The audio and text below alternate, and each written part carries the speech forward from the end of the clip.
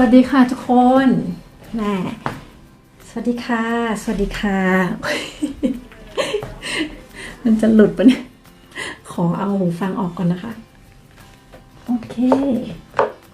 วันนี้ค่ะนกจะพาทุกคนมาดู นี่ค่ะ หน้าต่างที่ประเทศสกอตแลนด์นะคะ มันเป็นหน้าต่างหรือประตูมาดูกันค่ะนกเกรงว่ามันอาจจะย้อนแสงนิดนึงนะคะต้องขออภัยเพราะไม่สามารถที่จะทำได้เชิญดูค่ะดูกันเลยค่ะเป็นกันแต้ม่านรูดนะคะโอเคนี่ไหมคะมันคือประตูหรือหน้าต่างประตูหรือหน้าต่างเห็นไหมคะเห็นชัดไหมเปิดสองข้างเลยก็ได้ค่ะอันนี้มีมูลี่ด้วยนะคะมันมืดนิดนึงเนาะมันมืดไปก็เดี๋ยวขออธิบายนิดนึงว่ามันจริงๆแล้วมันคือหน้าต่างนะคะมันเป็นหน้าต่างในห้องอื่นๆเนี่ยมันก็จะเป็นหน้าต่างประมาณครึ่งเดียวนะคะเพราะว่ามันจะเป็นตัวตึกใช่ไหมคะตัวตึกขึ้นมาแต่เป็นเพราะว่าตรงนี้เป็นด้านหน้าและเป็นชั้นล่างนะคะก็เลยเป็นประตูยาวนะคะซึ่งประตูนี้ก็ใช้เพื่ออะไรนะคะนอกจากหน้าต่างแล้วก็จะเป็นประตูหนีไฟด้วยนะคะเวลาที่เกิดมีอุบัติเหตุไฟไหม้ขึ้นมานี่ก็จะเป็นทางหนีไฟของบ้านหลังนี้ของห้องนี้เลยนะคะโอเคเดี๋ยวนกจะขออนุญาตลองปิดอันนี้ข้างหนึ่งอยากจะทราบว่ามันเห็นชัดขึ้นหรือเปล่าคะเพราะว่า3ด้านของห้องนี้นะคะเป็นห้องรับแขกมันไม่มีแสงเข้าได้เลยนะคะนอกจากหน้าต่างเท่านั้นมันก็เลยจะทำให้มืดนิดนึงนะคะโอเคเดี๋ยวนกจะอธิบายนะคะว่ามันใช้ยังไงนี่นะคะให้ดูอย่างนี้ดีกว่าอย่างนี้เห็นไหมโอเคอันนี้เป็นกุญแจนะคะจะมีกุญแจเล็กๆนะคะไว้ล็อกนะคะเดี๋ยวนกจะ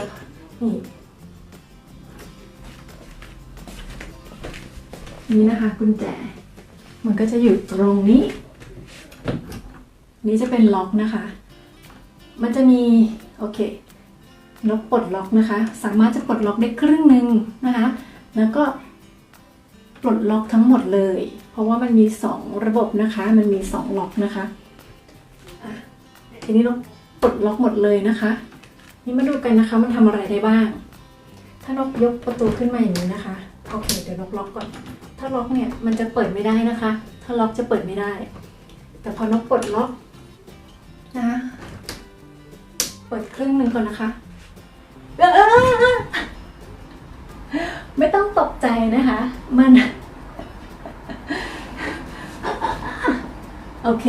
หน้าต่างไม่ได้ล้มลงมานะคะแต่ว่าโหได้ยินเสียงลมไหมคะหน้าต่างไม่ล้มลงมาแต่ว่ามันจะเป็นการเปิดที่เปิดแบบเขาเรียกว่าแบบทิวนะคะเปิดแบบทิวคือส่วนมากอากาศที่นี่จะเป็นอากาศที่เย็นนะคะก็เลยจะมีเปิดหน้าต่างแบบนี้เยอะนะคะเป็นการที่จะเปิดแบบทิวก็คือลมจะเข้าได้แค่ช่วงบนนี้นะคะหลายคนที่มาเที่ยวหรือว่ามาอยู่แรกๆเนี่ยเวลาเปิดหน้าต่างก็อาจจะตกใจนึกว่าหน้าต่างมันจะล้มลงมาใส่เราแต่ว่าจริงๆแล้วมันไม่ได้ล้มนะคะมันมีที่ยึดอยู่ข้างบนตรงนี้นะคะถ้ามองเห็นเธอสังเกตมันจะยึดอยู่ข้างบนนะคะอันนี้คือเครื่องเดียวนะคะก็คือหมุนด้ามจับเครื่องเดียวนะคะก็จะเปิดแบบทิวนะคะทีนี้โอ้ลมแรงนะคะปิดใช่ไหมคะก็ดันกลับเข้าไปนะคะแล้วก็ยกลงก็ได้ค่ะถ้าลงนี่ก็คือปิดแต่ถ้าเราอยากจะเปิดแบบหน้าต่างแบบเมืองไทยบ้านเราธรรมดานะคะก็หรือว่าจะเปิดหนีไฟอย่างนี้นะคะก็เปิดแบบเต็มเลยนี่ค่ะเปิดขึ้นไปยกที่จับขึ้นไปแบบนี้นะคะเราเปิดแบบนี้นะคะ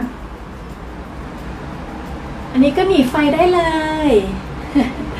ก็มีไฟวิ่งออกไปข้างนอกได้เลยนะคะโอ้แต่ขออนุญาตปิดเพราะว่าหนาวโอเคอย่างนี้นะคะก็จะเปิดได้แบบบ้านเรานะคะนี่โอเคถ้าปิดก็ดันไปถ้าจะเปิดครึ่งเดียวนะคะก็ดันกลับมาครึ่งนึงอย่างนี้นะคะเห็นไหมคะมันก็จะเปิดครึ่งเดียวโอเคตลกไหมคะแค่นี้แต่ไม่สามารถเปิดข้างล่างได้นะคะไม่สามารถยกข้างล่างขึ้นได้จะมีวิธีแค่ทิวแล้วก็แค่แบบหน้าต่างธรรมดาแค่นี้ปิดนกก็ล็อกละทีนี้ก็เปิดไม่ได้แล้วนะคะโอเคเดี๋ยวนกจะขออนุญาตปิดเพื่อให้ทุกคนได้เห็นนกนะคะนี่ดูก่อนเป็นไงคะชอบไหมคะ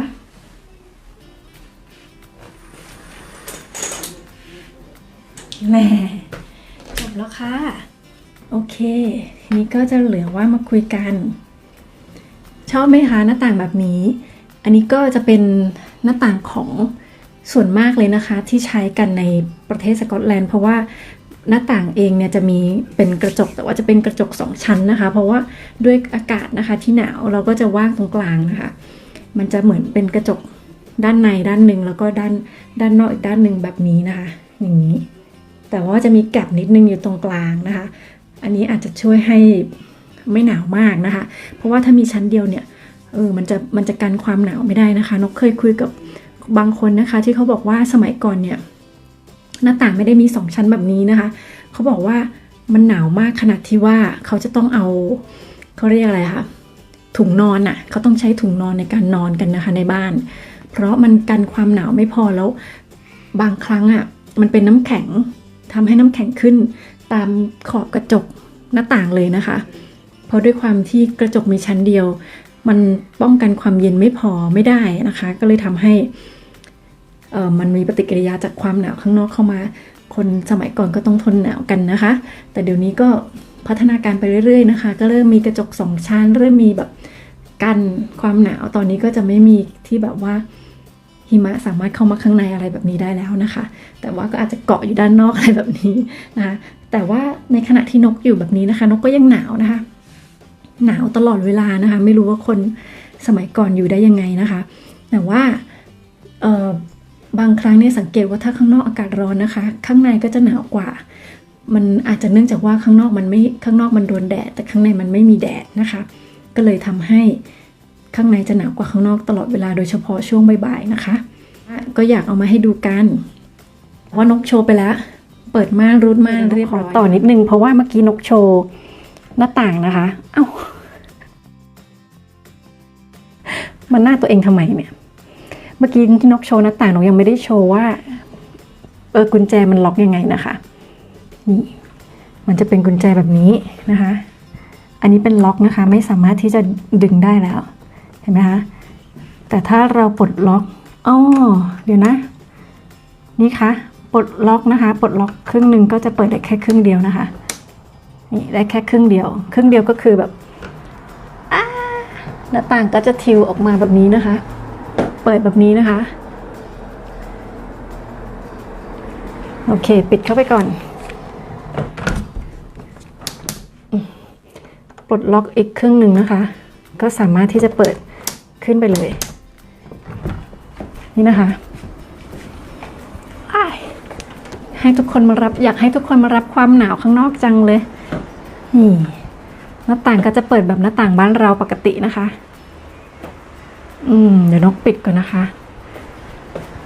เพราะว่ามันหนาวมาก ดูลมข้างนอกสิคะแรงไหมเห็นต้นไม้ไหมคะเอียงเลยเดี๋ยวนกขออนุญาตสวัสดีค่ะ